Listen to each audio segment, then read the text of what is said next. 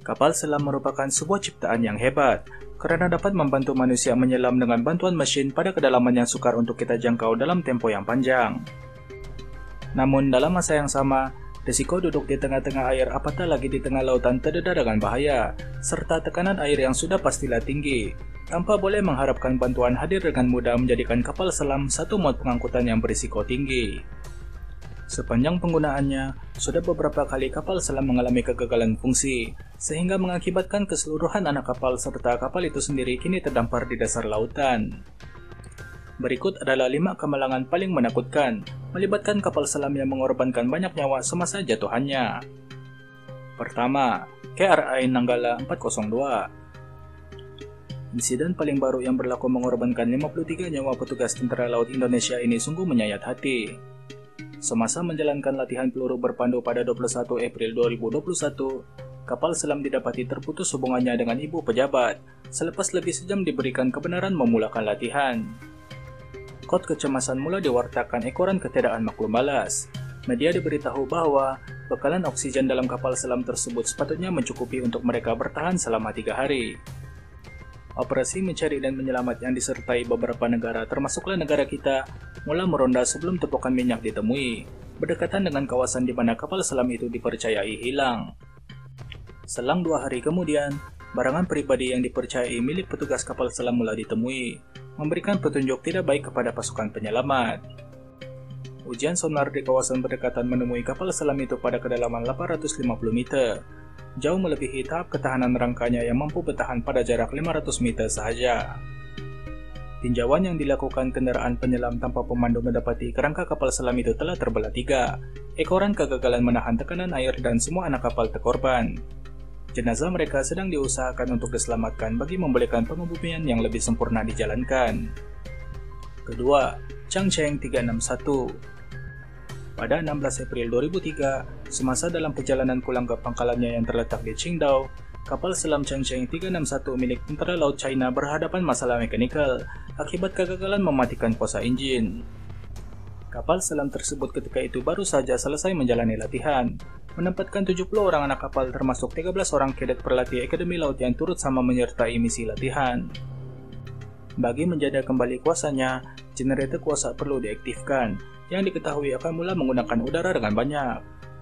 Untuk menampung kekurangan udara yang berlaku, satu ruangan saluran udara akan diapungkan di permukaan air, bagi membolehkan udara disedot.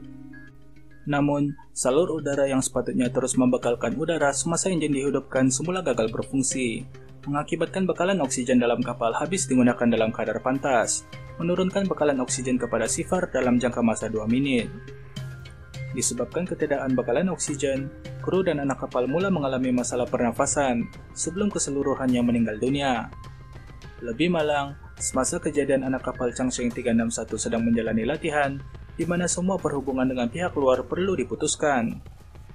Kapal selam itu hanyut selama 10 hari tanpa dikesan, sebelum ditemui oleh nelayan yang terserempak dengan periskop kapal tersebut yang berada di atas permukaan air. Kesemua anak kapal terkorban dalam nahas itu. Ketiga, USS Treasure. Dalam lipatan sejarah, USS Treasure milik Tentara Laut Amerika Serikat menjadi kapal selam nuklir pertama di dunia tenggelam di lautan, membawa bersama kesemua anak kapalnya. Apa yang berlaku semasa tenggelamnya kapal ini diklasifikasikan rahasia oleh Tentara Amerika Serikat. Semasa kejadian, USS Treasure pada ketika itu sedang menjalani latihan bagi mengenal pasti kebolehan maksimalnya di lautan. Ini karena pada era tersebut, teknologi yang dipasang pada USS Treasure merupakan yang terbaik dalam kelasnya. Selepas beberapa sesi ujian pada 9 April 1963, petugas USS Treasure mula melaporkan berlakunya kerusakan kecil yang memerlukan mereka naik ke permukaan. Malangnya kapal itu langsung tidak kelihatan selepas itu. Pencarian yang dilakukan sekitar lautan Atlantik berjaya menemui kapal selam itu pecah kepada 6 bahagian. Semua 129 anak kapalnya terbunuh. Laporan resmi apa yang berlaku dalam insiden itu ditutup, sehinggalah seorang pesara tentara laut berpangkat komandan bernama Jim Bryan berjaya memenangi tuntutan saman di mahkamah terhadap Tentara Laut Amerika Serikat pada bulan Februari tahun 2020. Mahkamah memerintahkan Tentara Laut Amerika Serikat untuk mendedahkan 300 muka surat laporan insiden tersebut setiap bulan, bermula bulan Mei tahun 2020 sehinggalah lengkap kesemuanya pada Oktober tahun tersebut. Hasil pendedahan ini menunjukkan tahap latihan yang diberikan kepada petugas kapal selam tersebut tidak memadai, disebabkan oleh keyakinan mereka kepada teknologi yang dipasang pada kapal selam tersebut. Disebabkan kurang latihan, petugas USS Treasure gagal membaiki dan membaik pulih masalah kebocoran salah satu saluran yang mengakibatkan air laut mula masuk, merusakkan sistem elektrik kapal itu. Petugas juga didapati gagal mengawal situasi dengan baik, semasa berdepan kecemasan mengakibatkan huru-hara dalam kapal mencetuskan panik. Keempat, ERS San Juan. Kehilangan kapal selam ERS San Juan milik tentara laut Argentina ini pada awalnya menemui jalan buntu. Hilang pada 15 November 2017, pencarian selama 15 hari melibatkan 27 buah kapal, 30 kapal terbang, 4.000 petugas daripada 13 negara tidak menampakkan sebarang hasil, selepas kapal selam itu terputus hubungan semasa ujian latihan.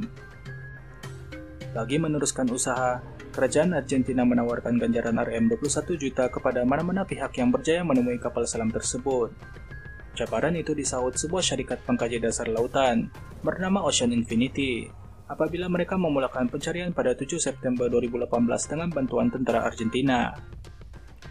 Pada 16 September 2018, hasil pemantauan mereka menemui bangkai kapal selam itu dengan bantuan teknologi drone tanpa pemandu pada kedalaman 907 meter dalam keadaan berkecai teruk. Dalam insiden ini, 44 orang anak kapal terbunuh. Kelima, PNS Ghazi. PNS Ghazi merupakan kapal selam milik Pakistan yang pertama beroperasi kawasan Asia Selatan, menjadi antara senjata paling diguruni tentara India semasa perang mereka dengan Pakistan pada dekade 1960-an. Dinamakan sebagai Diablo sebelum disewa beli oleh tentara Pakistan, kapal selam keluaran tahun 1944 itu dibaik pulih untuk kegunaan tentara Pakistan, bermula pada tahun 1964 dan dinamakan semula sebagai Ghazi. Pada 16 November 1971, semasa kemuncak perang kedua-dua negara, PNS Ghazi ditugaskan buat kali pertama untuk berlayar secara sulit bagi memusnahkan sebuah kapal pengangkut gergasi INS Vikrant milik India, dilaporkan sekitar Teluk Bengal. Selepas kegagalan menemui sasaran, PNS Ghazi menukar taktik untuk meneruskan misi keduanya memasang periuk api di beberapa kawasan strategik. Namun kehadiran kapal selam itu berjaya dikesan oleh sebuah kapal perang milik India bernama INS Rajput. Dua tembakan dilepaskan dipercayai mengenai tepat pada badan PNS Ghazi, menenggelamkan kapal selam tersebut, seterusnya mengorbankan 93 orang kesemuanya, seorang berpangkat komandan, 10 orang pegawai dan 82 orang kelasi, yang menyertai misi sebenar bersama PNS Ghazi buat kali pertama.